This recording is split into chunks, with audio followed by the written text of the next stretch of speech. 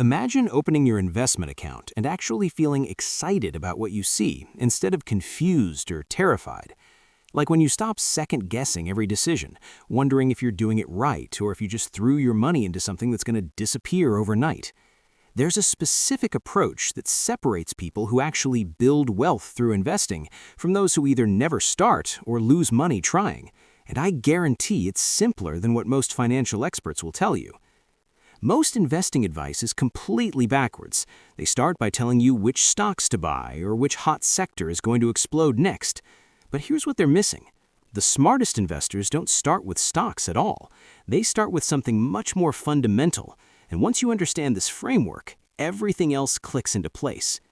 If you're someone who wants to actually understand how investing works, instead of just blindly following tips from Reddit or TikTok, make sure to hit that subscribe button and give this video a thumbs up if it helps you finally feel confident about your investment strategy. Now, before we dive into the actual steps, let me ask you something. When you think about investing, what comes to mind? Maybe you picture some Wall Street traders shouting into phones, or perhaps you imagine spending hours analyzing stock charts and financial statements. The truth is, investing doesn't work the way most people think it does, and that's actually good news because it means building wealth is way more accessible than you've been led to believe. Here's what actually happens when most people try to start investing. They've got maybe $5,000 sitting in a savings account earning basically nothing, like 0.01% interest if they're lucky. They know they should do something with it, so they start researching. And that's where everything goes wrong. They watch YouTube videos about cryptocurrency. They read articles about the next Amazon. They hear their coworker talking about how much money they made on some stock. Suddenly, they're overwhelmed with options and terrified of making the wrong choice. So you know what they do? Nothing. They leave that money sitting there, losing value to inflation every single day because analysis paralysis has completely frozen them. And the ones who do take action often make it worse. They throw money at whatever's trending on social media. They try to time the market, waiting for the perfect moment to buy. They chase last year's winners, buying high and then panic selling when things dip. The average investor, and this is according to Dalbar's research, earns returns of only about 3 to 4% per year. Meanwhile, the market itself is averaging 8 to 10%.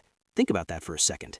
People are dramatically underperforming simply because they're making emotional decisions, buying high when they're excited and selling low when they're scared. But here's the thing that most people don't understand about investing. The biggest barrier isn't knowledge or even money, it's psychological. When you don't have a financial foundation, every investment feels like you're gambling with money you can't afford to lose. Your brain is operating in survival mode, and survival mode doesn't take calculated risks. It either freezes or it panics. This is why the smartest way to invest isn't actually about picking the right stocks or funds. It's about building the right foundation first, and there's a specific threshold that needs to be crossed before you invest a single dollar in the market. That number is $2,000. Having just $2,000 in emergency savings increases your financial well-being by 21% according to research from Vanguard. Why? Because it moves you out of pure survival mode. When your car needs an $800 repair, it's not a catastrophe anymore. It's an annoying expense that you handle and move on. This psychological shift is absolutely critical because it allows your brain to think about growth instead of just staying afloat. If you're trying to invest money while you've got zero emergency savings, you're setting yourself up to panic sell the moment something goes wrong in your life. So here's what happens to most people. They invest $5,000 into the stock market.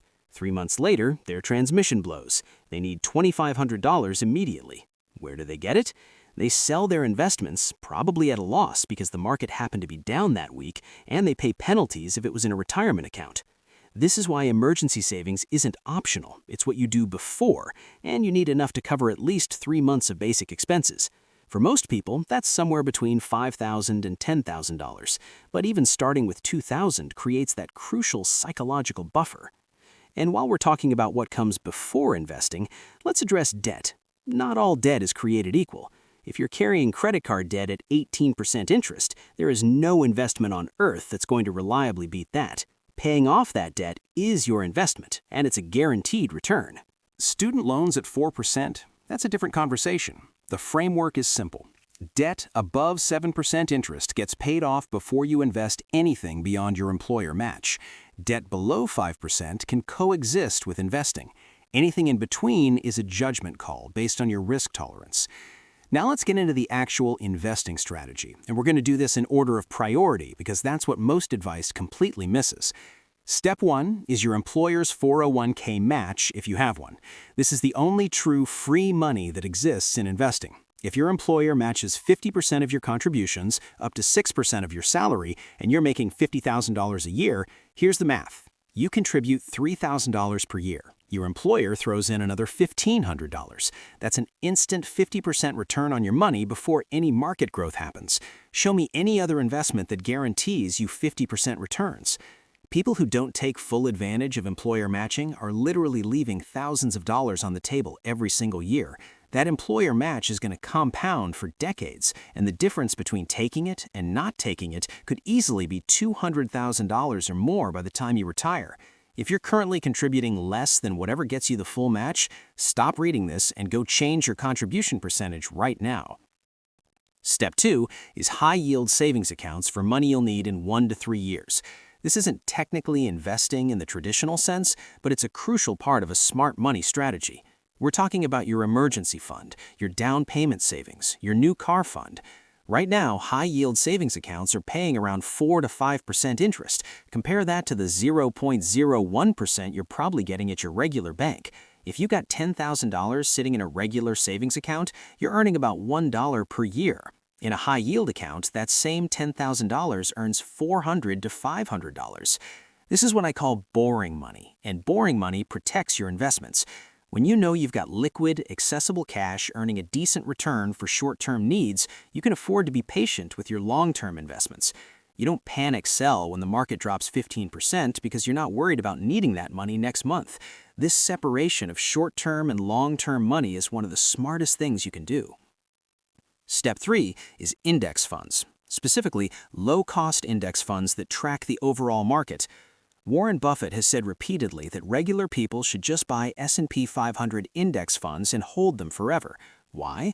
Because even professional fund managers with teams of analysts fail to beat the market about 80% of the time over long periods. The S&P 500 has historically returned about 10% per year on average over long periods. Some years it's up 30%, some years it's down 20%, but over decades it averages out to around 10% before inflation. Let's make this concrete with an example. Say you're 25 years old and you start investing $200 per month into an S&P 500 index fund. That's $2,400 per year. Assuming an 8% average annual return, by the time you're 65 years old, you'll have approximately $700,000. You personally contributed $96,000 over those 40 years. The other $604,000 came from compound growth. You don't need to be a stock-picking genius to make it happen. You just need to be consistent and patient. But here's where people mess this up. They start investing $200 per month, the market drops 10% in year 1, and they freak out, they sell everything, and they miss the recovery that happens next. This is why the average investor only makes 3 to 4% when the market makes 8 to 10%. They let emotions drive their decisions instead of sticking to the plan. The market will drop multiple times during your investing lifetime. If you can't handle seeing your account value go down sometimes, you shouldn't be investing in stocks. But if you want to build significant wealth, you need to make peace with volatility. Step 4 is understanding the difference between a Roth IRA and a traditional IRA. The simple framework is this. If you're young and in a lower tax bracket now, use a Roth IRA. You pay taxes on the money now, but it grows tax-free forever. If you're more established and in a higher tax bracket, use a traditional IRA. You get a tax deduction now, and you pay taxes when you withdraw it in retirement. For 2024, you can contribute up to $6,500 per year to an IRA if you're under 50. Here's the math on why this matters. Let's say you're 25 and you max out a Roth IRA every year, contributing $6,500 annually. Over 40 years at 8% average returns, that becomes approximately $2.1 million. With a Roth, that entire $2.1 million is yours tax-free. If you had done a traditional IRA and you're in a 24% tax bracket in retirement, you know about $504,000, $500,000, just because you chose the wrong account type. Step 5 only applies once you've maxed out your 401k and your IRA. At that point, you open a regular, taxable brokerage account. For most people, a simple 3-fund portfolio works beautifully. 70% in a total U.S. stock market index fund, 20% in a total international stock market index fund, and 10% in a total bond market index fund. As you get older, you gradually shift more into bonds for stability.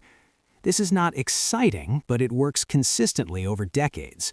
The key is rebalancing once a year. If stocks did really well, and now they're 75% of your portfolio instead of 70%, you sell a bit and buy more bonds to get back to your target allocation. This forces you to sell high and buy low automatically. But you do this annually, not daily or weekly. Set it, forget it, and rebalance once a year. That's the entire strategy. Now let's talk about the acceleration multipliers. First is dollar cost averaging, which just means invest the same amount regularly regardless of what the market's doing. When the market is up, your money buys fewer shares. When the market is down, your money buys more shares. Over time, this averages out your cost basis and removes the temptation to time the market. Second is the 1% rule. The difference between an index fund charging 0.05% in fees and an actively managed fund charging 1.05% seems tiny. Over 30 years, that 1% difference costs you over $100,000 on a $200,000 investment. Why? Because fees compound against you the same way returns compound for you. Every dollar you pay in fees is a dollar that can't grow for the next 30 years. Third is automation. When you automate your investments, transferring money from your checking account to your investment account on the same day you get paid, you remove emotions from the equation entirely. Studies show that people who automate their savings accumulate wealth significantly faster than people who manually transfer money, even when they have the same income. Automation removes decision fatigue and willpower from the equation. Fourth is understanding your time horizon. If you're 30 and you won't touch this money for 35 years, you can afford to be aggressive with stocks. If you're 55 and planning to retire at 65, you need more stability, which means more bonds. The general rule is your age in bonds. If you're 30, maybe 30% bonds and 70% stocks. If you're 60, maybe 60% bonds and 40% stocks. Now let's talk about what to avoid. First, individual stock picking unless it's maximum 5% of your portfolio is fun money. About 80% of individual investors who pick stocks underperform the market over 10-year periods.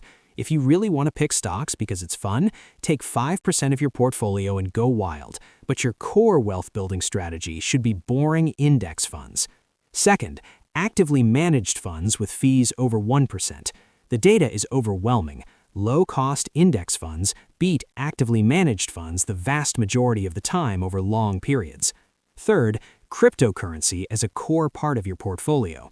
If you want to put 2 to 5% of your portfolio into crypto as a speculative bet, fine, but treating it like a core retirement strategy is financial suicide. Fourth, real estate unless you have at least $50,000 in liquid savings beyond your investment accounts. Fifth, financial advisors who charge a percentage of your assets when you've got a straightforward situation with index funds. Here's the brutal reality check. This strategy is boring, and that's exactly why it works. The most successful investors set up a simple system and then basically forget about it for decades. They're not checking their accounts daily. They're just living their lives while their money compounds quietly in the background. The average investor earns about 3 to 4% annually because they panic sell during downturns. The market itself earns 8 to 10%. That 5 to 6% difference over 30 years is the difference between retiring with $300,000 and retiring with $1 million. Think about where the average person ends up. They retire at 61 with about $88,000 in retirement savings, which gives them maybe $300 per month to live on. They spent 40 years working and have almost nothing to show for it. You can do so much better than this, and you don't need to be a genius or earn 6 figures. Here's your action plan. Today, check if your employer offers a 401k match and fix your contribution if needed. This week, open a high-yield savings account and move your emergency fund there. This month, open a Roth IRA or traditional IRA, depending on your tax situation. In this year, set up automatic monthly transfers so that money flows from your paycheck into investments without you having to think about it. Start with whatever you can afford. $50 per month is infinitely better than zero. Your future self is counting on the decisions you make right now. In 30 years, you'll either be thanking yourself for starting today, or you'll be wishing you had. The difference between those two outcomes isn't luck, it's whether you take action on what you now know. The smartest way to invest isn't complicated. It's simple, boring, and proven. The only question is whether you'll actually do it.